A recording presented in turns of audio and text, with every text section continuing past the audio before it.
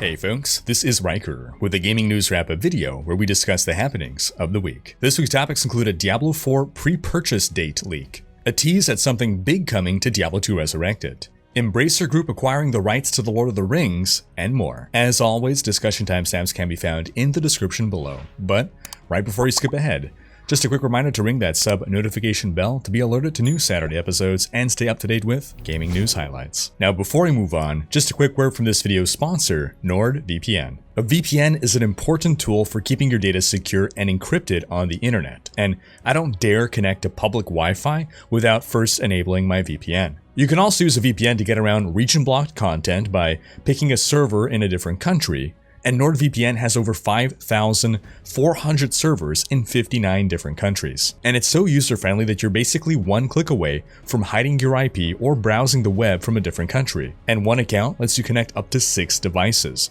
be they computers, phones, tablets, you name it. And NordVPN recently launched a new cybersecurity feature on their desktop app, Threat Protection. Once enabled, Threat Protection will protect you against malicious websites, malware, trackers, and intrusive ads, even when you're not connected to a VPN server. It'll scan files you download and automatically detect and delete malware.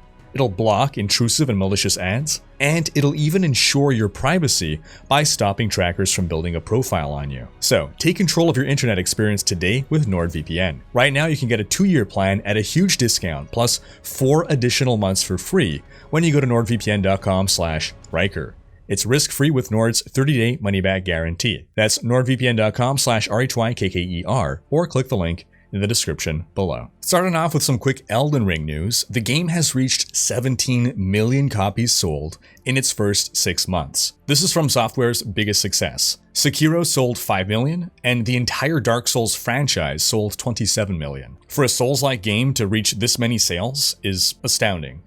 It's a niche genre with its punishing difficulty, but Elden Ring has managed to reach a wider audience, and part of that may be because it's, in some ways, the most forgiving Souls-like game. Still, it manages to retain the essence of the Souls-like. It could also be because it's an open-world design, which might appeal to a wider audience too. Sound off in the comments with your thoughts on what led to Elden Ring's success. In other news, Guild Wars 2 is coming to Steam on August 23rd. The excellent MMORPG, which released to universal acclaim in 2012, and has only gotten better over the years, is free to play all the way to max level for the base game, with paid expansions. Guild Wars 2 is made by ArenaNet, which was founded by former Blizzard employees who played important roles in developing Warcraft 2, StarCraft, and Diablo 2. We got this old video here showing what happened to some old Blizzard employees, tracking down what companies they made. ArenaNet is on that list. 3 expansions have been released for Guild Wars 2, and a 4th is in the works. If you've never played and are looking for a solid MMO to jump into, August 23rd on Steam. In other news, Cult of the Lamb,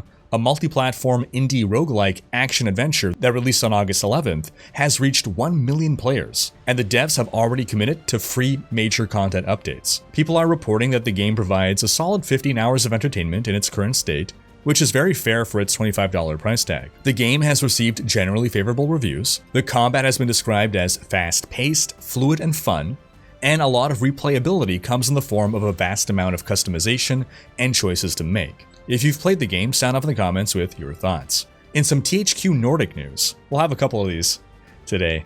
We got an announcement trailer for Alone in the Dark, which is described as a love letter to the 90s cult classic horror game. It'll have a completely original story, but will incorporate characters, places, and themes from the original 90s trilogy. It'll feature a 1920s noir setting with Lovecraftian horror elements and classic survival horror gameplay. The game will release on PC, PS5, and Xbox Series XS. I remember watching my dad play this game back in the 90s. That old mustache man. I don't remember much else. I wish I could ask my dad about it. I'm sure he'd have tons of stories to tell, because he'd always bring up Alone in the Dark every few years. Also from THQ Nordic, they've teased a new South Park game, though we have no details, so it's unlikely that we'll see this one release anytime soon. The other South Park games have been great, so there is a high bar. We'll just have to wait for more details to emerge. In a quick story, since we've been talking recently about different companies releasing their financial reports and showing revenue dips relative to last year, gaming giant Tencent has also seen a dip. In their case, it's only a 1% decrease year over year, which is less of a dip than we've seen from other companies. And that's thanks to Valorant hitting record numbers and the breakout hit V Rising selling 2 million copies. That's the beauty of owning a piece of everything. It's like having a diversified investment portfolio. Something's bound to go up, right? In other news, 3D Realms announced a new game, and it's basically Command & Conquer Red Alert, but in a good way. It's a classic RTS with 3 asymmetrical factions, yellow matchmaking, and basically everything a classic RTS fan wants. And if you look at the trailer, it's hard to not come away thinking this is Red Alert. The game's called Tempest Rising, and it's slated for a 2023 launch. We also got a showcase trailer for the upcoming remake of Gothic 1, the classic action role-playing game from 2001. And it seems to be hitting the right vibes. We got a playable teaser for the remake in 2019, which you can still check out on Steam. In other news, Embracer Group, which has been making headlines recently by buying up a bunch of video game developers and their IPs, is now acquiring the rights to The Lord of the Rings. And it sounds like they're interested in more than just making Lord of the Rings games. They said that the acquisition is in line with its IP-driven transmedia strategy, and said it's interested in, quote, exploring additional movies based on iconic characters such as Gandalf, Aragorn, Gollum, Galadriel, Éowyn, and other characters from the literary works of J.R.R. Tolkien. Well, we had spoken a few weeks ago about how there was a bidding war going on over the Lord of the Rings rights. Seems like we found out who won. Fingers crossed that the fans come out winners here. And while other gaming companies are reporting drops in revenue, Embracer has reported a 107% increase in sales revenue year over year. Now, while that does sound great, this is because they're buying up developers. If you factor out all the studios they've acquired over the past year, then they'd actually be down about 12%. Meanwhile, speaking of Lord of the Rings, Weta Workshop is working on a new game based on Middle-earth, with Take-Two subsidiary Private Division handling the publishing. If you don't know who Weta is, and I'm sorry if I'm pronouncing that wrong, they're basically the best special effects and props company in the world. Though I may be a bit biased because they worked on the Lord of the Rings movie trilogy, i.e. my favorite movie trilogy. There aren't really any other details. The game is in early development, but Take-Two expects to launch the game by March 31st, 2024. That's the end of the quarter that they set as an expectation. Now that suggests the scope of the game will be on the smaller scale. I'd expect a AA title here, not a triple or quadruple A, which is actually in line with what Take-Two has been publishing. In other news, Spiderman Remastered recently released on PC, and it's looking to be the second biggest launch for PlayStation Studios on PC, with regards to concurrent player numbers. The number 1 title remains God of War, at 74,000 concurrents. Spider-Man sits at about 65,000, and Horizon Zero Dawn comes in third with 57,000. As far as PC ports go, it seems as though this one was done really well, with lots of graphical options, ultra-wide support, and even modding support. The original 2018 game got great reviews and sold 33 million copies, and now the PC remaster released at a $60 price point. So, if they had sold it at a $40 price point, it likely would have beat God of War's record. In Path of Exile news, the new expansion launched yesterday. I've been playing it a bit, I'm quite enjoying the new league mechanic. It feels like you encounter it often enough, it feels worth doing every time you run into it, it's not obstructive, and it's rewarding. I think this one's a win. If you haven't checked out Path of Exile recently, this is a good league to jump in, and Maxroll.gg just launched its Path of Exile branch with excellent guides for new players. If you ever found the game too complex in the past, now you can just follow a max roll guide. And if you're wondering what build to start the league with, we've got a video here on 5 starter builds we recommend. I went Poisonous Concoction again, and I absolutely love the build. If you've been playing Lake of Kalandra, sound off in the comments with your thoughts on the expansion. Also, last week, GGG announced ExileCon 2023, which will take place in Auckland, New Zealand from July 29th through the 30th. At the event, they'll announce the Path of Exile 2 beta start date, and we'll talk about PoE Mobile, which we haven't heard about since ExileCon 2019. Some folks are wondering if they just canceled the project or if it actually was a joke, but nope, we will find out more soon enough. In Diablo 4 news, in case you missed it, we got a blog discussing the monetization details of Diablo 4, along with the team's plans for seasonal content. We have a full video discussing it here, be sure to check that out, but the main takeaways are that seasons are going to be big, and there will be zero pay to win of any kind. The only thing you can spend money on are cosmetics, and you cannot trade cosmetics. So you can't spend money on a cosmetic to trade that to someone for a good item, for instance. There's just no way, no workaround at all to spend real money to buy an advantage over another player in D4. Now, I've been seeing the comments coming out on this video, and yes, of course, if they are lying, then, well, they're lying. I cannot rule out the possibility that someone is lying. I will, however, address the repeated calls to Diablo Immortal as an example of why they can't be trusted. I'll start off by saying that Immortal and Diablo 4 are being developed by entirely different teams within Blizzard. So if you want to say that the Immortal team lied, which we'll get to that, but why say that one team is lying because another team lied? We don't do that with any other Blizzard games. We don't say, oh, the World of Warcraft team did XYZ, therefore the Diablo team is going to do this. Furthermore, I see this repeated call to, you can't buy power. We heard that lie before. The Immortal team exactly said that you can't buy power. No, they didn't. That never happened. The story of Immortal and its monetization was, the game was revealed in 2018. We were asking since then, how is it going to be monetized? And the answer was, we're not talking about monetization. For years, they refused to say anything about how the game was being monetized. Read between the lines there. If they had something good to say, they probably would have said it early on.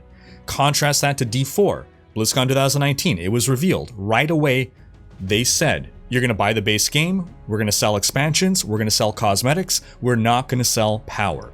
They have stated that outright from the start. Immortal never did that. It was only maybe about a year coming up to Immortal's launch that they started to publicly talk about monetization. And they never said you cannot buy power. That was never stated. They never said it will not be pay to win. That was never stated. On December 17th, 2020, Blizzard released its blog post fully detailing Diablo Immortal's monetization model. In it, they said that the only way to acquire gear is by playing the game. And then a couple paragraphs later, they said that you can spend real money on legendary gems. They later also had sentences where they clearly outlined the distinction between gear and legendary gems. They said you can't buy gear, but you can buy legendary gems. Did they omit the fact that legendary gems are an enormous source of power? Yeah, that was not specified. But people point towards a comment that a dev made on Reddit saying that you can't buy gear, and they're saying because of that, the team lied. But they clearly outlined in a post that most people didn't read the entire details of the monetization structure. But instead of pointing to that official message where there is no ambiguity that you could buy gear, but you can buy legendary gems, and the difference in the vernacular of what they mean by one and the other, instead they point to an offhand comment made by a dev on his spare time on Reddit or on Twitter. Now that we have Diablo 4's monetization blog post, you can contrast these two blog posts and see that the D4 team is repeating ad nauseum in multiple different ways. You cannot directly or indirectly buy power. You cannot purchase or spend money in any way to gain an advantage over another player. This message was never put forth for Immortal. So, can they be lying? Absolutely, yes. The D4 devs absolutely could be lying. I nor anyone can deny that possibility. But to equate that to what happened with Immortal is complete lunacy. Immortal never wanted to talk about monetization, and when they did, they never said you can't buy power, and when they said you can't buy gear, they said 2 paragraphs later you can buy legendary gems. What they did not do was clarify that legendary gems are probably the most important part of your character's power. That was omitted information. You can argue that they lied through omission, but if pay to win does end up being in Diablo 4, then the D4 team will be caught in absolute massive lies, whereas the Immortal team was not, because they were either much more vague and nebulous, or they didn't really make any grand statements regarding buying power. So yes, they could be lying. Yes, a month after launch, they can release all the pay-to-win stuff. Yes, any number of horrible, cataclysmic things can still happen. But if you read the Diablo 4 blog post and your only takeaway is, I still don't trust them and I still think it's going to be pay-to-win, then apparently there's literally nothing that could change your mind. There is nothing that they could say that will change your mind, in which case there's no discussion to be had. Don't pre-order the game because it might be pay-to-win. Don't buy the game at launch because it might become pay-to-win a month later. Don't buy the game after 2 years because it might become pay-to-win 2 months after that. But let the rest of us who want to have a charitable interpretation of the words of a team that is not the Diablo Immortal team interpret that message at face value without insisting that there is nefarious purpose behind it. And maybe just have an open mind to consider the possibility that sometimes a cigar is just a cigar and not some evil money trap attempting to destroy your wallet. The other reason is that there are legitimate discussions and criticisms to be had of Diablo 4's monetization model, and by just insisting that they're big fat liars serves no purpose towards the people that legitimately take issue with Battle Pass, with the game being full priced, plus selling microtransactions. All the discussions that could actually lead to potential changes within the monetization structure, all of that gets destroyed when the only argument is liars gonna lie, don't trust them, nothing they say is truth, game will be pay to win. Now, apart from that blog post, earlier this week, we also got an alleged leak that suggests that the Diablo 4 pre-purchase is slated for reveal at the Game Awards on December 8th. What appears to be an internal Blizzard document has been circulating showing upcoming game launches and events. This leak was given a huge amount of credibility once the first thing on the list came true hours later. WoW Classic Wrath of the Lich King pre-patch and pre-sale begins on August 30th. Blizzard revealed this publicly after this leaked document was already circulating. So, if this leak is indeed true, then the Dragonflight pre-patch will happen on October 25th, with a launch on the 28th, and with Diablo 4's pre-purchase details announced at the Game Awards in December. I'm inclined to believe this one, so it seems we're still on track for that 2023 release, and we'll see on December 8th what the pre-purchase bonuses will be and whether there's any pay to win. In some quick Diablo 2 Resurrected news, global community lead Adam Fletcher took to Reddit to say that we can expect news for a PTR for D2R next week. He also said, quote, "The team is working on a feature that they would like to test in PTR that is pretty big, and they want to make sure we can get accurate feedback on it before it goes live in the PTR." A pretty big feature in D2R. Could those mad lads actually be thinking about adding endgame content into D2R? Sound off in the comments with your thoughts. Firstly, on what the big feature could be, and second, whether you would want it to be endgame content. In Diablo 3 news, we got this week patch notes for the upcoming Season 27, which begins next Friday, and boy was there a big surprise. But before that, we got the reveal of the Season Journey rewards. A portrait and pet, which is actually some of the nicest ones we've seen. Some of the sanctified powers have received balance changes. The Crusader's Angels have been nerfed, though it's unclear if the nerf is enough. If it isn't, then literally every Crusader leaderboard will be topped by a cheesy build that relies on summoning angels to do the killing for you. The Monk's Way of the 100 Fists sanctified power sees a buff that will make the Raymond Generator Monk become at least kinda noteworthy this coming season, though it still will be eclipsed by the power of the Hell's Bells Monk. Video on that build over here, covering how it changes with the seasonal power. The Witch Doctor, surprisingly, did not get a nerf to the Bogadile Sanctified Power in the patch notes. I'm just gonna assume that they did fix it, but they just didn't mention it in the patch notes, because otherwise, Witch Doctors will be the most powerful class of the season. And all Witch Doctor builds will just rely on the Bogadile power to kill everything. So there's no way I see this going through.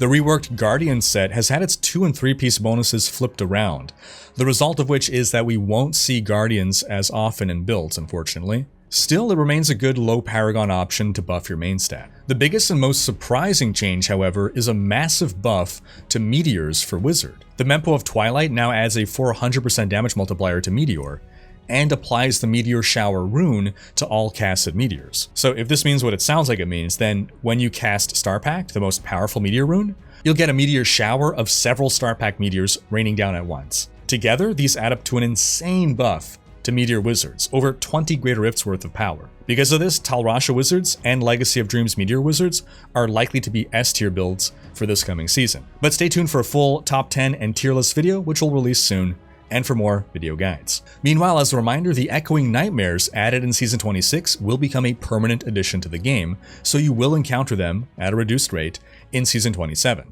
In some Diablo Immortal news, a new update has added a feature called the Fractured Plane Limited Time Event, the new Echo of the Immortal repeatable game mode, 36 new legendary class items, and more. In the Fractured Plane event, players have to run a 15-floor gauntlet in something of a roguelite experience. Instead of your usual character, you're given a preset character of your class, and after every level you defeat, you get to pick an upgrade, an item generally. If you can make it all the way through all 15 floors without dying more than 5 times, you'll receive a reward.